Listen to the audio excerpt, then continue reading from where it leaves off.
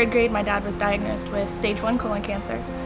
Went septic the first round of surgery, ended up staying in the hospital in the ICU for about 3 months. Fast-forwarding a few years, my mom was diagnosed my senior year, so 2009, with stage 3 breast cancer. Again, almost lost her on the operating table.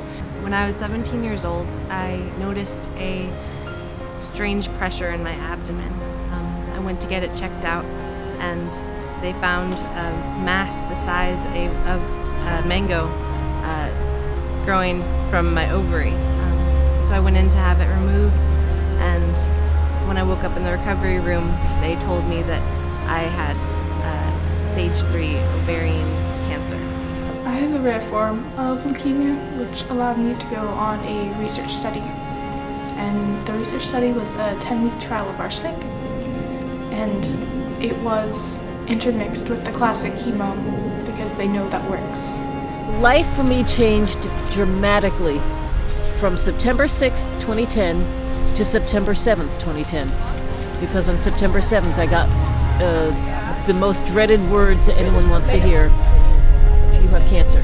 I stayed home from school and took care of my mom, acted as a caretaker and companion. During the 10-week trial of arsenic, I got to go to a clinic, and I also got to go home. So I felt a lot like a normal person, a lot more like a normal person. I got to go to school, hang out with my friends. I went into 3 months of very intense chemotherapy. I lost all my hair. I got very, very sick. After having undergone a lumpectomy the week before, the surgeon checked her handiwork, was pleased, looked at the report and went, I have good news and bad news. The bad news is you have breast cancer. The good news is it's small, we caught it early, and you're probably going to live a nice long life. You know, having both parents with those types of cancer, it only increases my chances from, 30% up to about 80 to 100%. And, living with that and dealing with that, it tends to weigh heavy in your mind, but knowing that so many people like before are going to be there, ready and willing to help you through that situation, it's incredible, and it almost gives me a calm.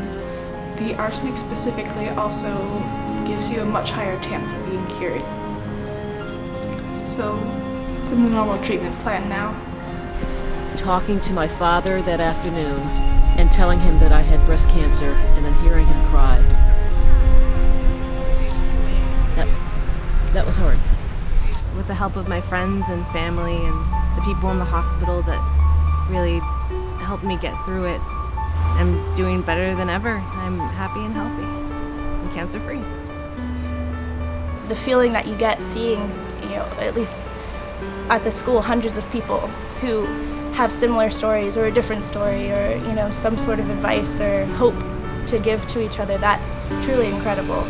And research would really help because it helps people get cured, but then it can also help with better treatments that make you feel less lousy and allow you to go and be a normal person.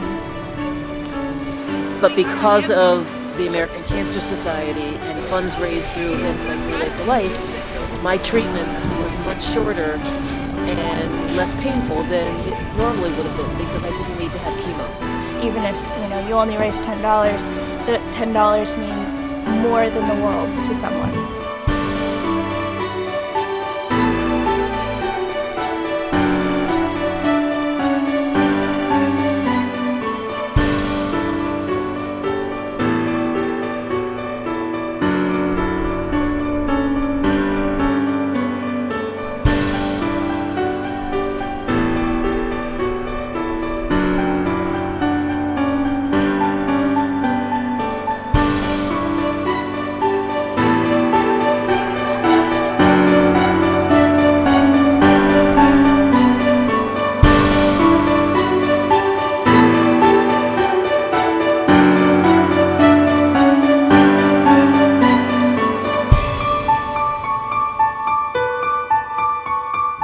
I relay for people who can't.